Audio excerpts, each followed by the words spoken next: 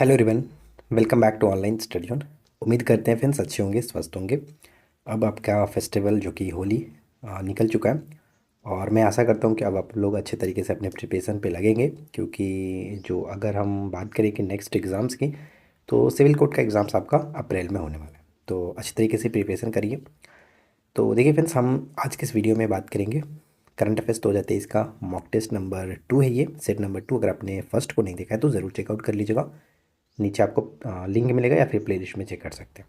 Questions का level काफ़ी अच्छा है, जो कि स्पीडी मैंने करंट अफेयर्स आपको कवर करा है, उसी में का ये वन लाइनर जो मैंने आपको कराया था उसका ये एमसीक्यू फॉर्मेट है। ठीक है, तो अगर आपने उस वीडियो को नहीं देखा है, सबसे पहले तो मैं आपको रिकमेंड यही करूँगा कि आप वन लाइनर वाला जो स्पीडी मैंने करंट अफेयर्स कराया है जनवरी 2023, उसको कंप्लीट कर लीजिए। उसके बाद इसको देखिए ताकि अच्छे तरीके से आपको ये याद हो सके। तो चलिए शुरू करते हैं।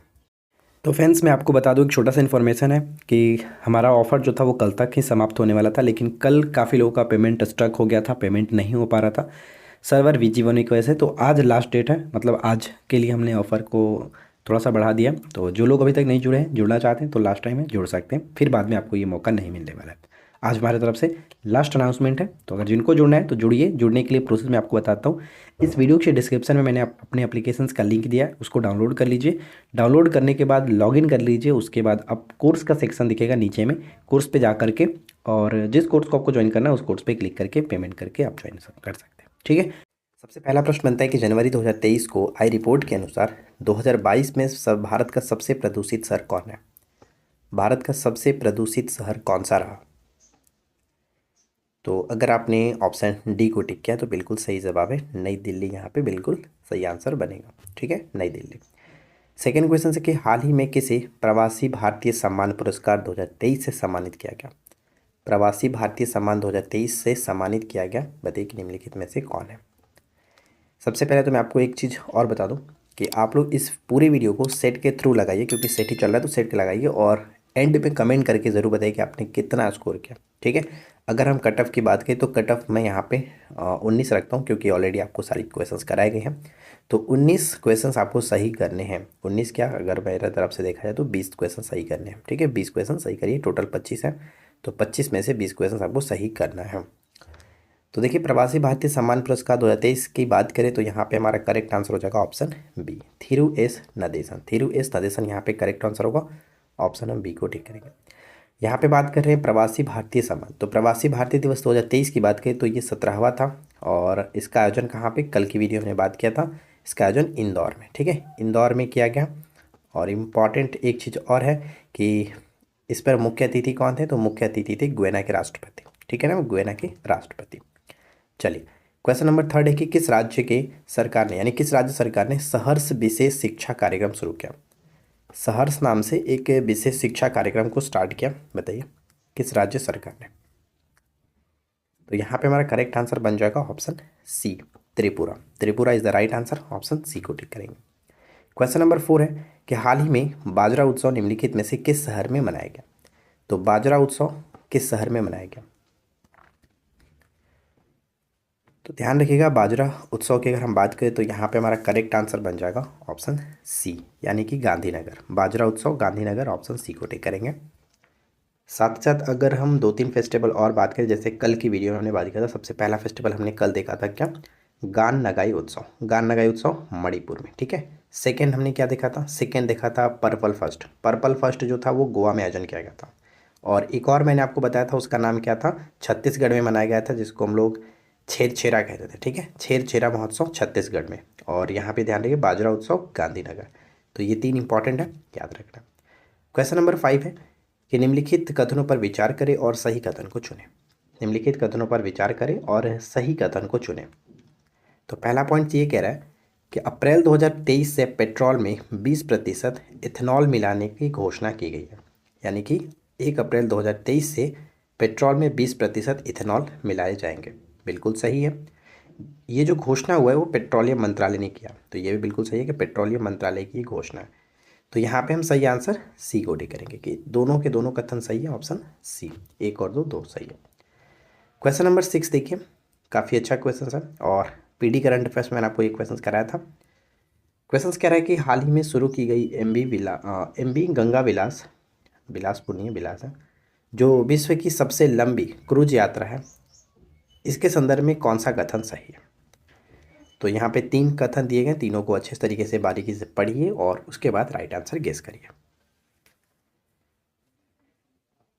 तो चलिए हम एक एक करके पढ़ते हैं और उसके बाद आंसर देखते हैं। सबसे पहले तो आप वीडियो को रोक करके आप आंसर दीजिए। क्वेश्चंस कह रहा है कि क्रूज का संचालन जो है, यानी ये जो क्रूज है एमवी गंगा विलास, इस क्रूज का संचालन कोलकाता की एक निजी कंपनी कर रही है जिसका नाम है अंतारा लग्जरी रिवर क्रूजेस। तो ये बिल्कुल सही है, इसमें कोई दिक्कत नहीं है। इस कंपनी का नाम याद रखिएगा, अंतारा लग्जरी रिवर क्रूजेस के द्वारा ये किया जा रहा है, राइट। इसके बाद हमारा सेकेंड पॉइंट्स ये बनता है कि ये जो क्रूज़ है वाराणसी से डिब्रूगढ़ की पहली यात्रा में सिंगापुर के 32 पर्यटक यात्रा कर रहे हैं। इसकी जो क्षमता है वो 36 पर्यटक की है एक साथ में, लेकिन 32 जो पर्यटक है पहले, यानी कि जो पहली बार ये स्टार्ट हुआ पहली इसकी यात्रा में, यहाँ पे सिंगापुर नहीं होगा, ये स्विट्जरलैंड होगा। स्विट्जरलैंड के 32 पर्यटक यात्रा कर रहे हैं, तो सेकेंड पॉइंट गलत है। थर्ड पॉइंट है कि एमवी गंगा विलास की कुल जो लंबाई है वो 62 मीटर है, 62 मीटर, और उसकी चौड़ाई जो है वो 12 मीटर है। यानी थर्ड पॉइंट में कोई दिक्कत नहीं है, फर्स्ट और थर्ड सही है।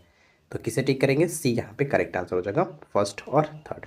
ठीक है, अगला क्वेश्चन नंबर 7 है कि भारत का सबसे बड़ा छात्र संचालित उत्सव सारंग किस आईआईटी ने शुरू किया? सारंग को किस आईआईटी ने शुरू किया? तो right answer will be option D, IIT Madras. IIT Madras ने शुरू किया, ऑप्शन डी को टिक करेंगे। ठीक है, अगला प्रश्न देखिए। नेक्स्ट वन है कि जो कि COP28 जलवायु वार्ता का नेतृत्व करने के लिए किसे चुना गया? यूएन होगा यहाँ पे, यूएन की जो COP28 जलवायु वार्ता का नेतृत्व करने के लिए किसको चुना गया? तो हम अभी जानते हैं कि हाल ही में COP27 हुआ था, और COP27 हुआ कहाँ पे था? मिस्र में हुआ था। तो COP28 की जो बात की गई है वो यूएई में की गई है। यहाँ पे सही आंसर हो जाएगा ऑप्शन सी को टिक करेंगे, यूएई में। ध्यान रखिएगा, यूएई में। ठीक है, सुल्तान अल जबेर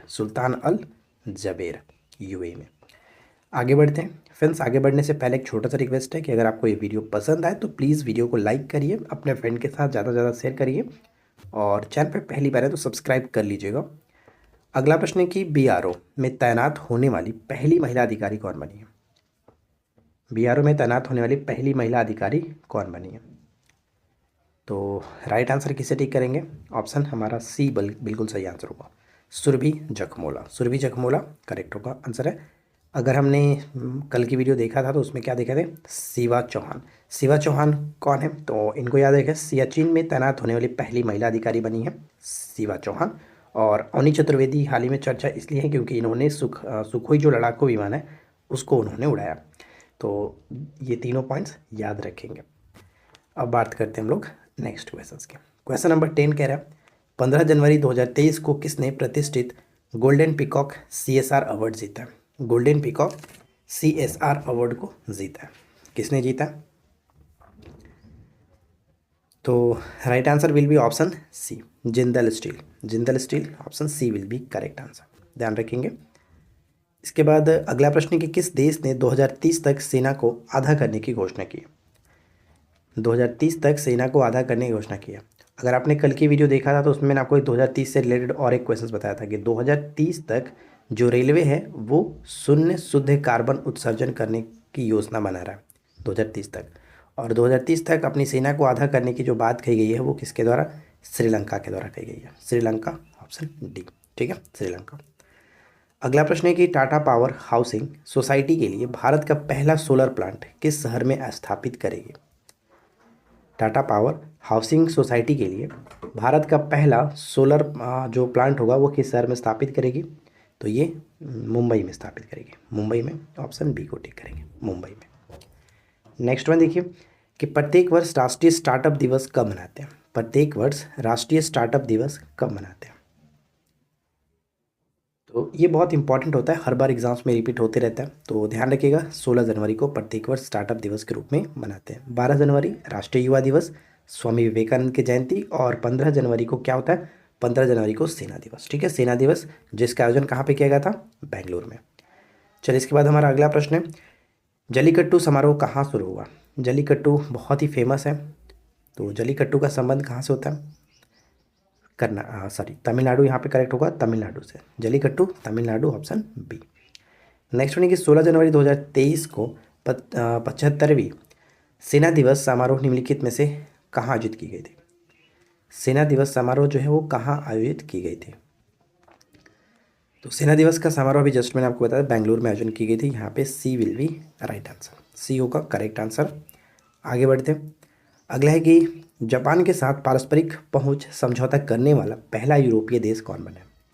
जापान के साथ पारस्परिक पहुंच समझौता करने वाला पहला यूरोपीय देश कौन बना है? तो ये है ब्रिटेन, ब्रिटेन यूके, ठीक है, ब्रिटेन करेक्ट होगा। अगला देखिए, मिस यूनिवर्स 2022 का विजेता R Bonney Gabriel, R Bonney Gabriel का संबंध निम्नलिखित में से किस देश से? मिस यूनिवर्स 2022 की विजेता रही हैं आर बोनी गैब्रियल। ये प्रश्न पहले पूछा जा सकता है, ये याद रखिए। और अगर इस तरह से ना पूछ के घुमा के पूछा है कि इनका संबंध किस देश से, तो ये याद रखिएगा इनका संबंध अमेरिका से, अमेरिका से। जब बात यहाँ पे मिस यूनिवर्स की हो ही रही है तो हम मिस वर्ल्ड की भी बात कर लेते हैं। तो मिस वर्ल्ड यहाँ पे ध्यान रहेगा कौन रही? मिस वर्ल्ड की बात करें 2022 का, तो इनको आप याद रखना है सरगम, ठीक है, सरगम बस याद रखिए, काम चल जाएगा। सरगम कौशल याद रखना है, सरगम कौशल भारत की है, सरगम कौशल, ठीक है, सरगम कौशल। तो ये इंपॉर्टेंट रहेगा। मिस यूनिवर्स अगर पूछे तो गैब्रियल याद रखिए, और मिस वर्ल्ड पूछे तो सरगम याद रखिए, ठीक है। चलिए इसके बाद हम आगे बढ़ते हैं। अगला प्रश्न देखिए, नेक्स्ट क्वेश्चन है कि कौन सा राज्य सरकार सभी ऑफलाइन सेवाएं समाप्त करके पूरी तरह से डिजिटल हो गया? अपनी सभी जो ऑफलाइन सेवाएं थी उसको समाप्त कर दिया है, बंद कर दिया है, और उसके पश्चात ये पूरी तरह से अब डिजिटल हो गया। वो कौन है? तो right answer will be option D, Jammu and Kashmir. Option D को टिक करेंगे, जम्मू एंड कश्मीर, इनमें से कोई नहीं।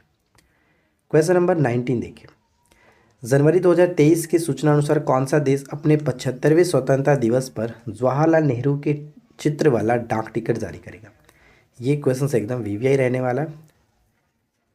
75वें स्वतंत्रता दिवस पर जवाहरलाल नेहरू के चित्र वाला डाक टिकट जारी करेगा? तो राइट आंसर हो जाएगा ऑप्शन सी, श्रीलंका, ठीक है, श्रीलंका यहाँ पे करेक्ट आंसर।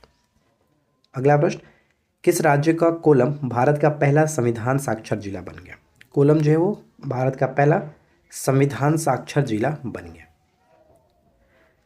तो राइट आंसर क्या बन जाएगा? करेक्ट आंसर है ऑप्शन डी, यानी कि केरल, ठीक है, केरल यहाँ पे सही आंसर बनेगा। इसके बाद अगला प्रश्न है कि निम्नलिखित कथनों पर विचार करें और सही कथन को चुनें। तो यहाँ पे 2 पॉइंट्स है, 3 पॉइंट्स है, तीनों को पढ़िए और उसके बताइए कि सही आंसर हम किसे टिक करेंगे, क्या बनेगा। तो पहला पॉइंट है कि भारत और फ्रांस के बीच द्विपक्षीय जो नौसेना अभ्यास होता है वरुण, वरुण होता है, बिल्कुल सही है, वरुण नाम का जो अभ्यास होता है वो भारत और फ्रांस के बीच होता है। पहला पॉइंट्स में कोई दिक्कत नहीं, सही है। सेकंड पॉइंट है कि अभ्यास वरुण का 21वां संस्करण था, ये भी सही है, 21वां संस्करण था। इसका आयोजन पश्चिमी समुद्री तट पर प्रारंभ हुआ, ये भी सही है। यानी तीनों के तीनों पॉइंट सही होने की वजह से ऑप्शन हम डी को टिक करेंगे, 1 2 3, राइट। अगला प्रश्न है, आईएमडी ने कब तक देश को डॉपलर मौसम रडार से कवर करने की घोषणा की? आईएमडी मतलब इंडियन मेट्रोलॉजिकल जो डिपार्टमेंट होता है उसके बारे में डॉपलर मौसम रडार से कवर करने की घोषणा की है, कब तक? तो 2025 तक, 2025 तक, ऑप्शन सी। अगला प्रश्न, 19 जनवरी 2023 को किस देश के उपराष्ट्रपति बादरा अली जूफ का भारत में छोटी बीमारी के बाद निधन हो गया? किस देश के ये उपराष्ट्रपति थे? बादरा अली जूफ, जिनका हाल ही में निधन हो गया भारत में ही। तो गाम्बिया यहाँ पे करेक्ट आंसर होगा, ऑप्शन डी, गाम्बिया, ठीक है, गाम्बिया। अगला प्रश्न, हाल ही में गुजरात के किस शहर को अपना पहला इन विट्रो फर्टिलाइजर आईवीएफ, मैंने आपको बताया था, मोबाइल डिवाइस मिला है? इन विट्रो फर्टिलाइजेशन मोबाइल मिला है। तो गुजरात हमने बात किया था, लेकिन गुजरात में कहाँ पर? स्पीडी में सिर्फ गुजरात लिखा गया था, तो इसको याद रखिएगा, गुजरात के अमरेली में, गुजरात के अमरेली में, यहाँ पे बी बनेगा सही आंसर। अगला प्रश्न है कि हाल ही में किस राज्य में दुनिया के सबसे बड़े समर्पित हॉकी स्टेडियम का उद्घाटन किया गया? हाल ही में किस राज्य में दुनिया के सबसे बड़े समर्पित हॉकी स्टेडियम का उद्घाटन किया गया? कहाँ पर किया गया? हॉकी स्टेडियम का उद्घाटन किया गया उड़ीसा में, इसका नाम क्या, इस स्टेडियम का नाम बिरसा मुंडा स्टेडियम रखा गया। तो राइट आंसर हो जाएगा ऑप्शन ए। तो देखिए यहाँ पे हमने 25 इंपॉर्टेंट एमसीक्यू कवर किया और कल की वीडियो में भी हमने 25 देखा था। और इसका एक पार्ट हम कोशिश करेंगे कि और लाएँ, ताकि स्पीडी में जो भी इंपॉर्टेंट करंट अफेयर्स दिए गए थे उसका हाईलाइटेड जो चीज़ें बन सकती थी, जो क्वेश्चंस, उसको हम एमसीक्यू फॉर्मेट में भी आपको करा देंगे, ताकि आप रिविजन्स अगर करें तो बारीकी से कर पाएँ, अच्छे तरीके से, प्रॉपर तरीके से कर पाएँ। उम्मीद करते हैं फ्रेंड्स कि आप लोगों को हमारा ये इनिशिएटिव अच्छा लगेगा। अगर वीडियो अच्छा लगे तो प्लीज़ यार वीडियो को ज़्यादा से ज़्यादा लाइक करें, फ्रेंड के साथ शेयर करें, चैनल पे पहली बार है सपोर्ट करें सब्सक्राइब करके, और नोटिफिकेशन बेल आइकन को ज़रूर ऑन ऑन रखें, ताकि वीडियो की नोटिफिकेशन आपको मिलती रहे। तो चलिए मिलते हैं इसके नेक्स्ट क्लास में। Thanks for watching, keep learning, have a good day.